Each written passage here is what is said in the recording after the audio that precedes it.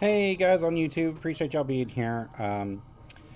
I am going to be working on a new amp here recently. Last night I was actually sold a kind of a gem, a kind of a classic gem that was made by Ingrader, or was designed by Ingrader, but made by B-52, the company out of China, to basically kind of copy the triple rectifier of Mesa Boogie in sort of a way, but not really.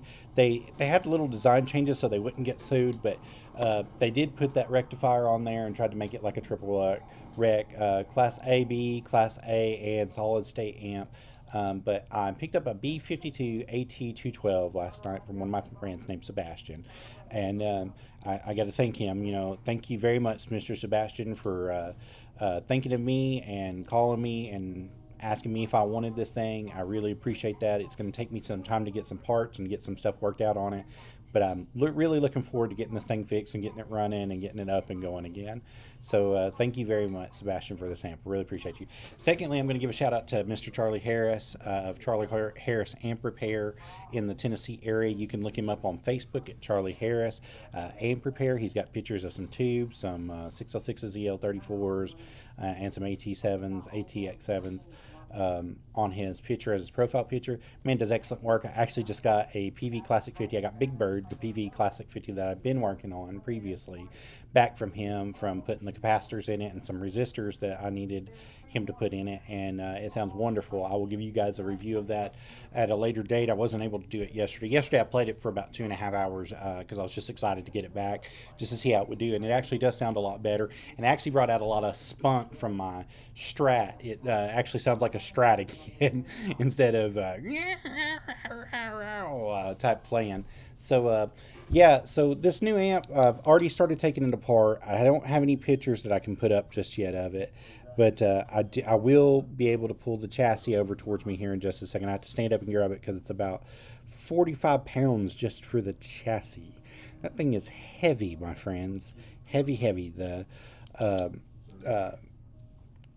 The transformer on it is the heaviest thing that's on it, and it's huge, man. It's got a huge transformer on it. But I'm really excited for this thing to get it going. There's some things I'm going to do. I've already taken the strap off, and I'm going to replace the strap. I may keep the strap covers. I like the strap covers on it, but I am going to replace the strap on it. And then, of course, the cab corners that were black. I hate this black look. I don't know why. It just doesn't look professional to me, and it doesn't look like it's stage worthy. I'm going to go back with the chromes in these. I'm going to replace these with some chrome and get them going on this amp to try to make it look a little bit better. It did come with casters from the factory, which I'm very surprised that they did that, especially with it being an extra charge. It's like $25-$30 extra for the casters. In some cases $30, $40 extra, just depending on who puts them on and where they're coming from. But I'm very happy that it came with the casters on the bottom of the amp, because the amp is definitely a beast. It is heavy. But it also came with these nice little claw feet, the rubber claw feet, or glide feet, you can say, the rubber glide feet. And I'm going to replace those with some silver fender glide feet, I think, on the bottom of it pretty soon too, just to kind of give it that nice polished off look. Even though it's got the casters on it, I know I don't need them. I just want to do it as a just in case. But this thing was heavy, man. It was a beast to get out of the case. It was hard to work with. It was hard to move. I had to turn the case upside down, shake it really hard, and then try to pull it on out. And it finally decided to budge out after about 20 minutes of choking it to death and trying to be the strangler over here on it. But the big boy, holy crap. See that thing, this behemoth? It's a behemoth. I'm going to try to flip it up if I can. It's harder to do sitting down. But it is huge, man. Look at all these. That thing is redonkulous. Oh. Give me just a second. I've got to set it back down. I don't want to shock myself. But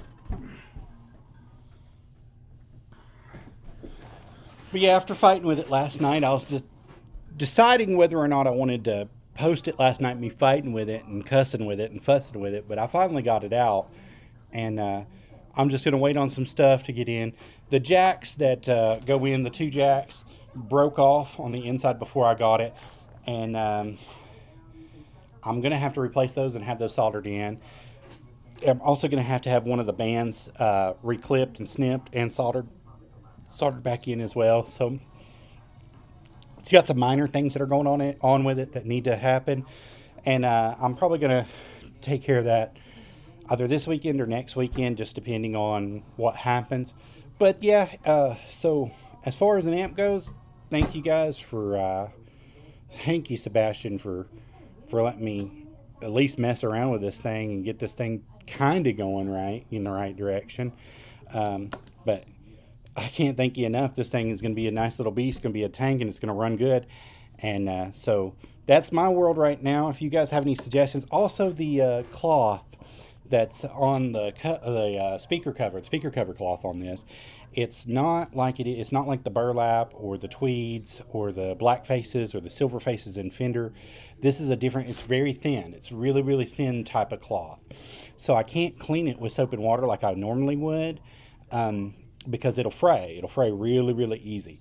So if you guys have any suggestions on how to clean that cloth, maybe with steam or something that you all do for something that's really, really thin like that, that's almost paper thin and it'll come up, please let me know. Leave me a message in the comments. Find me on Facebook. Find me on Twitch.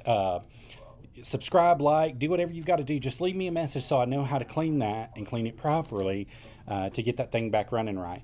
On the outside of the case is Tolex. It's leather. It's like a leather vinyl Tolex, black leather Tolex, and I'm going to hit it with some Mother's VLR, some good rejuvenator for it, and it's going to clean it up. I'm going to give it about 3 coats of that and let it sit up, and I'm going to start putting all my stuff back together with it once I get the cab corners in and the new strap in. This strap is garbage. It's ready to go.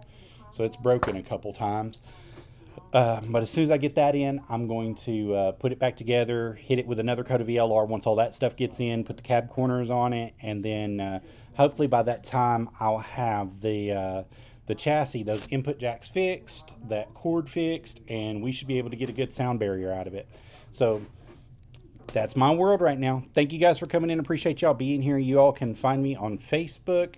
You can find me on Twitch at A Rabid Beaver. You can hit me up here, the Oppen Fox channel, as usual. So leave a comment, subscribe, like, do whatever you guys want to do. Appreciate you guys being here.